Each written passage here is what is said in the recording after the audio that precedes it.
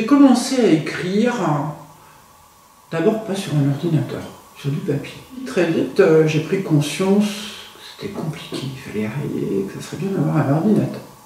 Donc j'ai emprunté un ordinateur, j'ai commencé à écrire mes premières pages. L'ordinateur s'est planté et le fichier avait disparu. Donc je me suis acheté un ordinateur et là, je suis devenu professionnel avec cet ordinateur parce que l'objet a fait que je rentrais en osmose avec ce que j'écrivais seul. Un libraire m'a conseillé donc, quelques maisons d'édition correspondaient à leur ligne éditoriale. J'ai eu 2 appels. Et mon premier livre parlait d'une île magique et qui m'a porté, qui continue à me porter, qui s'appelle l'île de Téviec. Là, cette colline était là, au large de la presqu'île, avec une petite plage de sable blanc, quelques zoyas, des oiseaux, et personne ne s'y intéressait.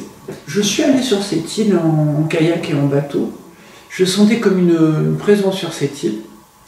Et des années plus tard, mon premier roman, je l'ai dédié à cette île, l'île de Téviec, et qui était mondialement connue, mais par des archéologues spécialistes de la période avant le néolithique, c'est-à-dire le mésolithique, très pointure, c'est-à-dire que les gens qui n'écrivaient pas, qui avaient un passé sans écriture. Et ici,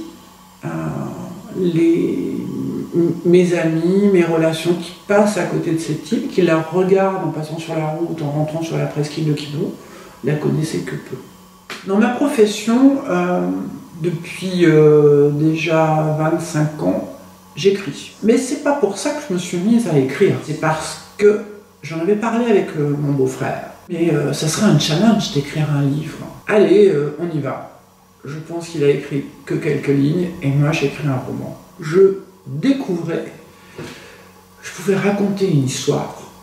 Je dois dire que si mon libraire ne m'avait pas donné les bonnes maisons d'édition, si je n'avais pas envoyé les 5 manuscrits, investissement, on imprime 5 manuscrits, on les relit, on met un petit courrier avec son téléphone. Alors moi je ne savais pas du tout ce que c'était comment ça se passait.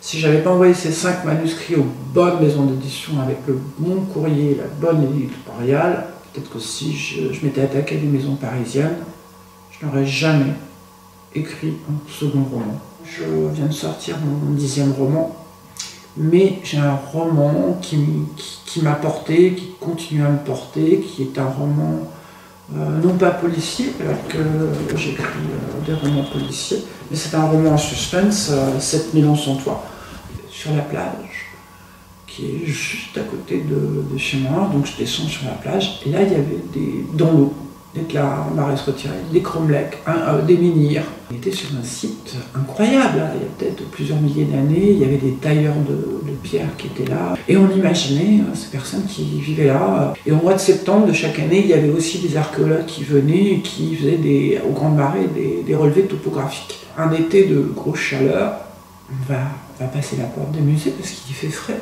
Et la première pièce du musée de Carnac, il y avait cette femme. On voyait son squelette, un enfant à ses pieds, le squelette d'un enfant. Et cette femme était là, parée de coquillages, de littorines, de petits coquillages jaunes. Donc on voyait que c'était vraiment une reine. Elle a été inhumée à Téviec. Un premier squelette, un deuxième, 23. Et j'ai commencé à chercher où étaient ces hommes et ces femmes, puisqu'ils n'étaient plus sur cette île. Et donc je me suis dit, je vais aller à Saint-Germain-en-Laye, je vais voir une partie du squelette d'un homme qui avait été inhumé à côté de cette femme. Alors cette femme, je lui ai donné un prénom, elle s'appelle Kia. Et cet homme, je lui ai donné un nom, il s'appelle Alliot. C'est une histoire d'amour, puisque c'est 7000 ans sans toi. 7000 ans où ils étaient séparés puisqu'ils n'étaient pas dans la même tombe, et au moment où les archéologues, dans les années 20, les ont retrouvés, ils les ont totalement séparés, puisque elle est dans un musée à Carnac, et lui à Saint-Germain-en-Laye. Et au moment où démarre l'histoire de mon roman, c'est une jeune femme, amnésique, qui va se trouver devant cette vitrine, seule, et elle va entendre Kia, cette jeune femme en squelette avec cet enfant, qui va lui dire, voilà, aide-moi.